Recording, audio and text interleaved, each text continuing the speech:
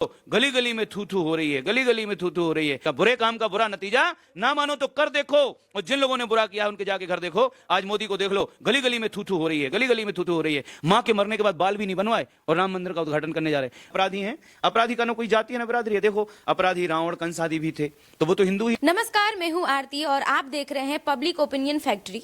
और अब आज हम बात करने जा रहे हैं बाबा जी से, जिनका नाम है दया शंकर दास जी। आज हम जानेंगे इनसे कि इनका क्या विचार है राम मंदिर के प्राण प्रतिष्ठा को लेके और 2024 के चुनाव को लेके। कि मैं ये जो बेटी ने पूछा है इस पर कहना चाहूंगा कि जो भगवान श्री राम की प्राण प्रतिष्ठा का विषय है, जो जिसको हम भगवान मानते हैं, सारी दुनिया अलग अलग मत मतांतर के लोग, धर्म संप्रदाय के लोग, ईश्वर तो एक ही है। एकम सद विप्रा बहुधा वदंती, वह ईश्वर स्वयं में प्रतिष्ठित है, वह किसी के द्वारा प्रतिष्ठित नहीं होता है। वो सब में उसी की प्रतिष्ठा है, मुझ में तुझ में, जहां देखो वहां वही वही प्रतिष्ठित है।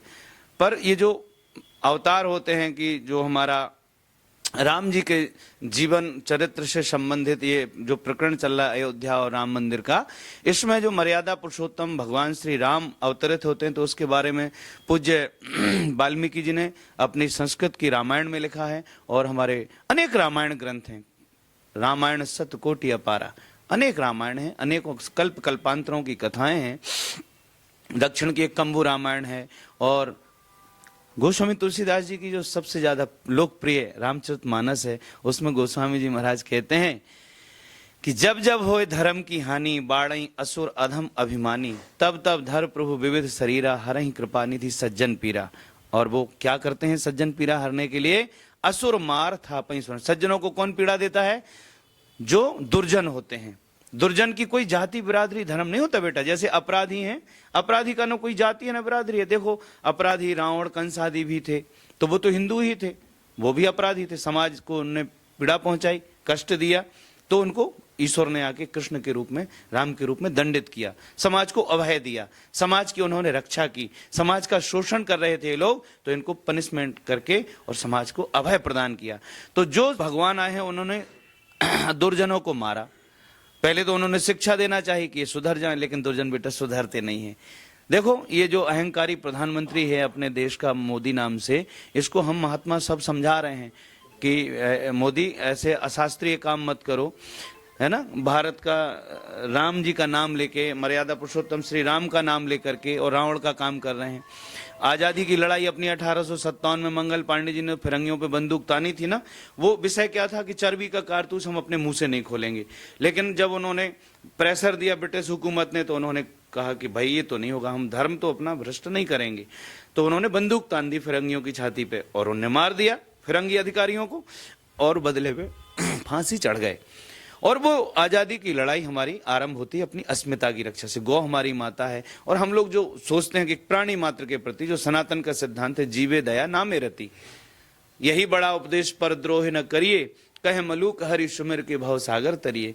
क्योंकि जीवन 4 दिन का है ना बेटा, कोई यहाँ अमरावती खा के तो आया नहीं। यहाँ आदमी अच्छा करता है तो उसका अच्छा नाम होता है, बुरा करता है तो बुरा नाम होता है। इसलिए जिन जिन लोगों ने बुरा किया है, बुरा करने वाले लोगों के नाम उजागर हो जाते। कहते हैं ना कि जो हत्या है ना, वो मगरे चढ़ के बोलती है। हम बुंदेलखंड से आते हैं, हमारे यहाँ कहा जाता है कि हत्या मगरे से चढ़ के बोलती है। तो इन मोदी वगैरह ने जो कुकर्म किए हैं जीवन में, वो बने फिर रहे हैं जी बड़े सनातन के चेहरा। मोदी ने जिस प्रकार से वहां गुजरात में हत्याएं करवाई हैं, मैं बड़ी निर्भीकता से कहना चाहता हूं, यद्यपि दुर्भाग्य है इस देश का कि इस तरह के पापी पाखंडी लोगों ने राजनीति पे कब्जा किया है। वही कुकर्म कांग्रेस का था।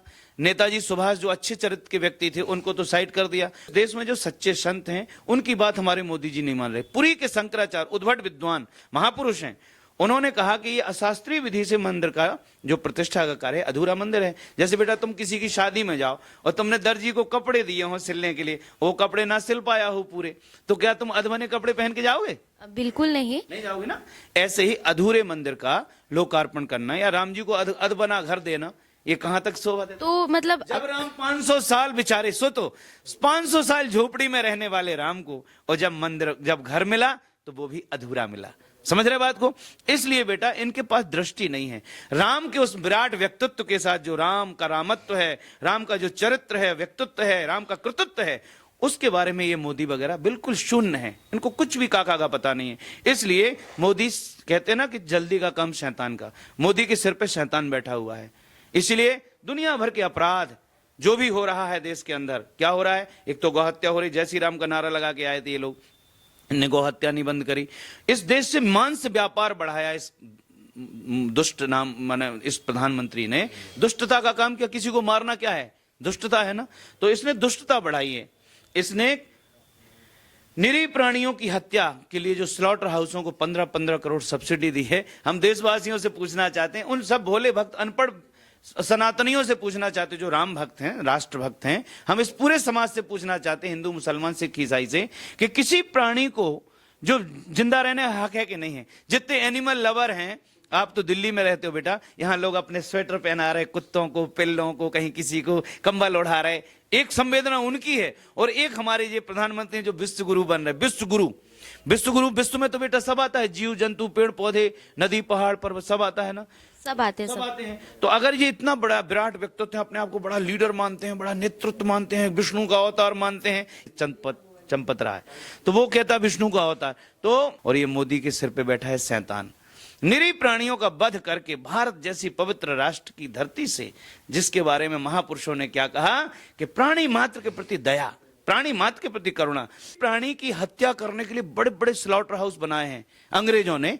और ये जो सत्ता का हस्तांतरण हुआ ना बेटा, जिसको अपन आजाद भारत कहते हैं, ये अंग्रेजों के बनाए कत्ल खाने हैं। भारत में कत्ल खाने नहीं थे, नहीं थे बेटा कत्ल खाने, ये अंग्रेजों ने कत्ल खाने बनाए। और अभी अपना देश अंग्रेजी स्ट्रक्चर में फंसा हुआ नमूना है मोदी।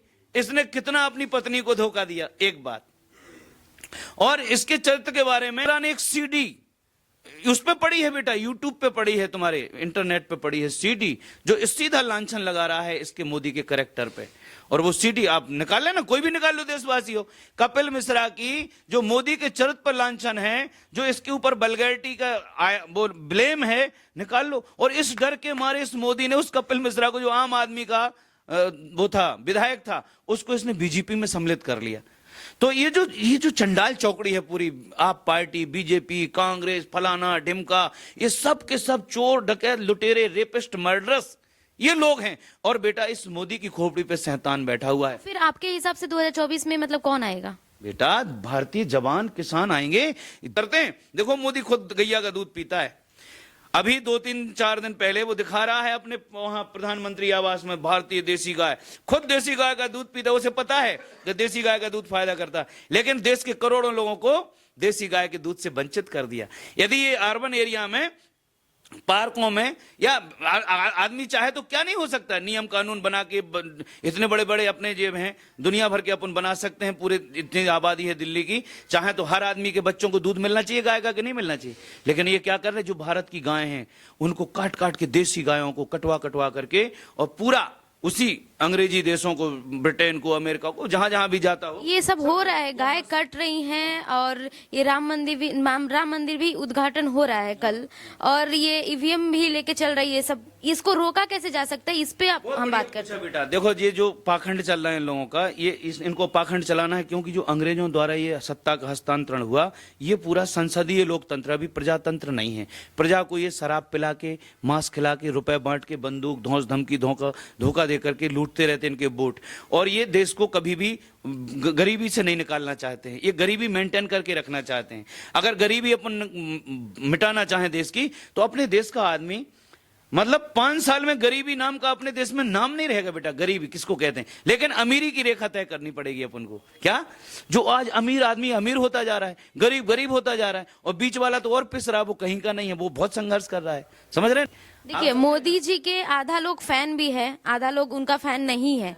जैसे कि अभी आज का जमाना कैसा चल रहा है कि अगर आप मोदी जी को मानते हैं तो आप भक्त हैं, राम भक्त हैं, अगर मोदी जी को नहीं मानते तो राम भक्त नहीं है। इस पे आपका क्या कहना है? जैसे प्रहलाद नाम के एक भक्त हुए हैं दैत्य कुल में, उनके पिताजी का नाम था हिरण्याक्ष, उनके ताऊ का नाम था हिरण्याक्ष, हिरण्यकश्यप, जिनको भगवान ने नरसिंह रूप धारण करके, उसने एक वरदान मांगा था।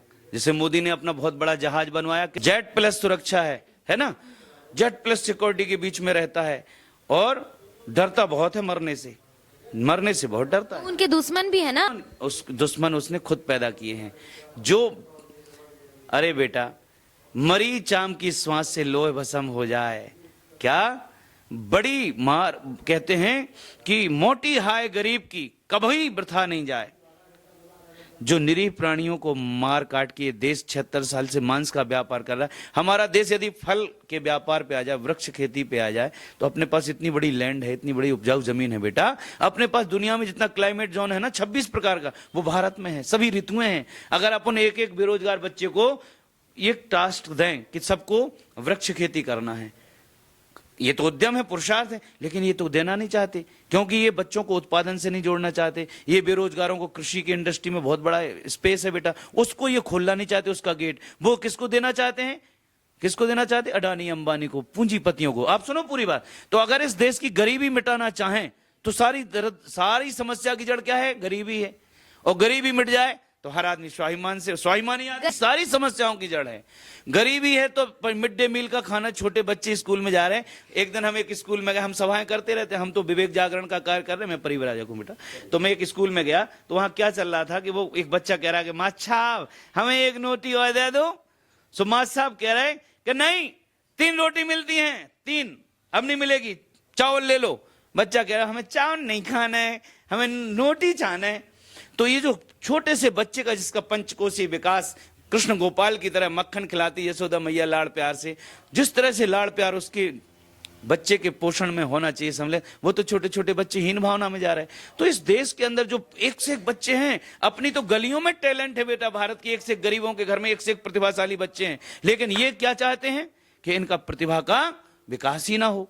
सच्चाई ये है। इसलिए ये शराब पिलाते उनके माता पिता को, मांस मदिरा खिला रहे, देश का सत्यानाश कर रहे, है ना। तो इनकी नियत राष्ट्र के प्रति अच्छी नहीं है, ये राष्ट्र हितैषी नहीं है, ये राष्ट्र के प्रति बहुत इनकी दुर्भावनाएं हैं। इसलिए हम कहना चाहते हैं कि जो निरीह प्राणियों को मार काट के मांस व्यापार कर रहे हैं, ये लोग कभी राष्ट्रभक्त राम भक्त नहीं हो सकते। इसलिए देशवासियों जागो। और जो हमने अभी तीसरा विकल्प दिया है, कांग्रेस चोर भाजपा डकैत, एक नागनाथ दूसरे सांपनाथ, इनसे बचा लो देश को। ये सब एक दूसरे को बस पूरी जनता को अपने पाले में गेंद बना के लात मार के कभी इधर तो कभी उधर।